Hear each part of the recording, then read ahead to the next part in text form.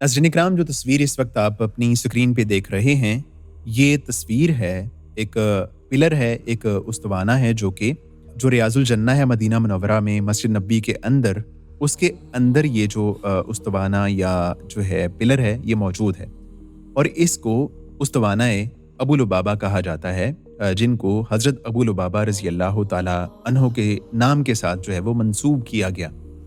ये जो रियाजुल जन्ना है ये क्या है, और जो है वो जो पिलर्स वहाँ पे मौजूद हैं उनकी क्या हैसियत है, उनके क्या नाम है, इसका जो है ना हम वक्तन फ़वक्तन साथ साथ तारुफ़ करवाते रहेंगे। पूरे रियाजुल जन्ना का भी इंशाल्लाह हम आपको तारुफ़ करवाएंगे। अभी जो हम बात कर रहे हैं वो ये है कि जो वो सुतून जिसको अबू लुबाबा रज़ी अल्लाह ताला अन्हो के नाम के साथ मंसूब किया गया,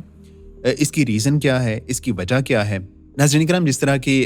आप जानते हैं कि 5 हिजरी में ग़ज़वा अहज़ाब हुआ था, और उसमें नबी करीम सल्लल्लाहु अलैहि वसल्लम और आपके लश्कर को कुफ़ार के एक बड़े लश्कर का 10,000 के लश्कर का सामना था। और अल्लाह के रसूल अलैहिस्सलातु वस्सलाम और सहाबा इकराम ने अल्लाह ताला के फज़ल व करम से बड़ी कामयाबी के साथ मदीना मुनव्वरा का दिफा जो है वो किया था, और अल्लाह के रसूल ने सहाबा इकराम की मदद से जो है वो एक खंदक खोदी थी, और उसके बावस्फ़ अल्लाह ताला ने मुसलमानों को एक बड़ी शानदार फ़तह नसीब फरमाई थी। और ऐसे में जो एक बनु कुरैज़ा का मोहल्ला था, जो कि यहूदियों का एक कबीला था, उन्होंने मुसलमानों के साथ बदअहदी की थी और बड़े ही क्रूशल मौके पे मुसलमानों को धोखा दिया था, और करीब था कि जो है वो कुफ़ार के साथ मिल के मुसलमानों का नाम सफ़े हस्ती से मिटाने की वो कोशिश करते, और इसके सिलसिले में उन्होंने पूरा प्लान किया हुआ था हुयई बिन अख्तब के साथ मिल के। लेकिन क्या हुआ कि जब कुफ़ार को शिकस्त हो गई और अल्लाह ताला ने मुसलमानों को शानदार फ़तह नसीब फरमा दी, तो उस मौके पे नबी करीम अलैहिस्सलातु वस्सलाम घर तशरीफ़ लाते हैं और अपने हथियार जो है वो उतारने लगते हैं। तो जिब्रील आते हैं और आके कहते हैं कि अल्लाह के रसूल जो है वो आपने हथियार उतार दिए हैं, लेकिन अभी जिब्रील ने हथियार नहीं उतारे। तो उन्होंने कहा कि अल्लाह के रसूल, अब आपने जो है वो बनु कुरैज़ा का रुख करना है और जो है ना उनके साथ दो दो हाथ करने हैं। तो नबी करीम अलैहिस्सलातु वस्सलाम ने अल्लाह ताला के हुक्म पे सहाबा इकराम को भेज दिया, और सहाबा इकराम ने जाके बनु कुरैज़ा का घेराव कर लिया। और जो है वो उसके बाद जब बनु कुरैज़ा का घेराव हो गया और उनको अपनी ज़िंदगी जो है वो तंग महसूस होना शुरू हो गई, तो अब वो परेशान हो गए कि हमारा घेराव हो गया है, हमने बदअहदी कर ली है, और ऐसे में हमारे साथ कोई अच्छा सलूक नहीं होने वाला है। तो ऐसे में वो प्लान करते रहे कि हमें क्या करना चाहिए। तो उनके ज़हन में ये बात आई कि अबू लुबाबा रज़ी अल्लाह तआला अन्हु ये वो सहाबी थे कि जिनकी अपना ख़ानदान, अपनी ज़मीनें जो है वो बनु कुरैज़ा के आसपास थीं। तो बनु कुरैज़ा ने सोचा कि हम यूँ करते हैं कि अबू लुबाबा रज़ी अल्लाह तआला अन्हु के साथ ना मशवरा कर लेते हैं।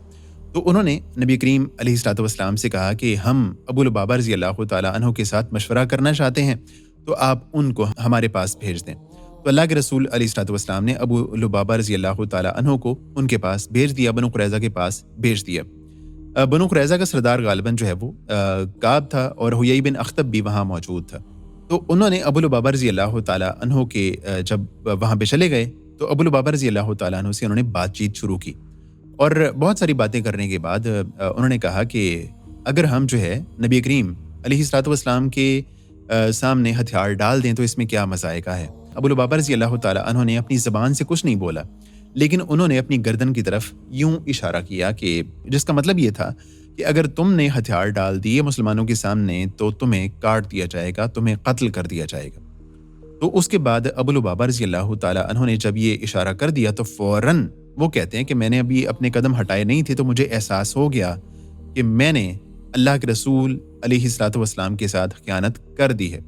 और उसके बाद अबू लुबाबा रज़ी अल्लाह तआला अन्हु वहाँ से लौट के आए, और उन्होंने आके सीधे अल्लाह के रसूल के पास नहीं गए, बल्कि वो मस्जिद नबी में गए और उन्होंने अपने आप को एक सुतून के साथ बांध लिया। उधर अल्लाह के रसूल अलैहिस्सलातु वस्सलाम अबू लुबाबा रज़ी अल्लाह तआला अन्हु का इंतज़ार कर रहे थे। जब वक्त काफ़ी गुजर गया तो अल्लाह के रसूल को थोड़ी परेशानी लाहिक हुई कि अबू लुबाबा अभी तक वापस क्यों नहीं आया है। तो एक सहाबी ने कहा कि अल्लाह के रसूल, मैंने तो उसको देखा है वहाँ से निकलते हुए कुछ देर पहले, तो अभी तो उसको आ जाना चाहिए था। उसके बाद मस्जिद की तरफ से एक आदमी आया, तो उसने कहा कि अल्लाह के रसूल, मैंने अबू लुबाबा रज़ी अल्लाह तआला अन्हु को मस्जिद में देखा है। उसके बाद पता करवाया गया तो अबू लुबाबा रज़ी अल्लाह तआला अन्हु ने अपने आप को एक ज़तून से बांध लिया था, اور باندھا اس لیے تھا کہ ان کے مائنڈ میں بات یہی تھی کہ میں نے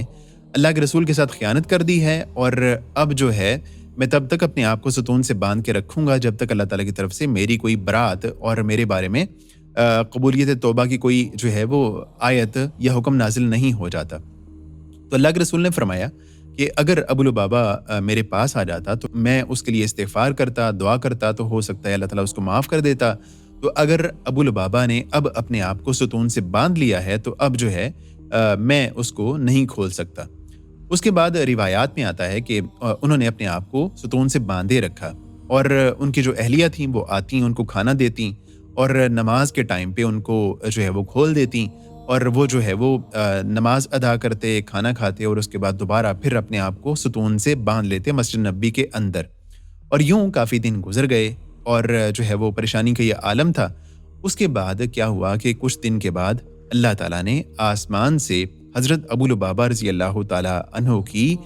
جو ہے وہ قبولیت توبہ کی آیت نازل فرما دی، اور اس کے بعد نبی کریم علیہ الصلوۃ والسلام کے چہرے پہ خوشی کے، مسرت کے اثرات تھے، اور نبی کریم علیہ الصلوۃ والسلام نے جب یہ خوشخبری سنائی تو صحابہ کرام دوڑ پڑے کہ جو ہے وہ ان کو کھول دیں گے۔ تو ابو لبابہ رضی اللہ تعالیٰ عنہ نے کہا کہ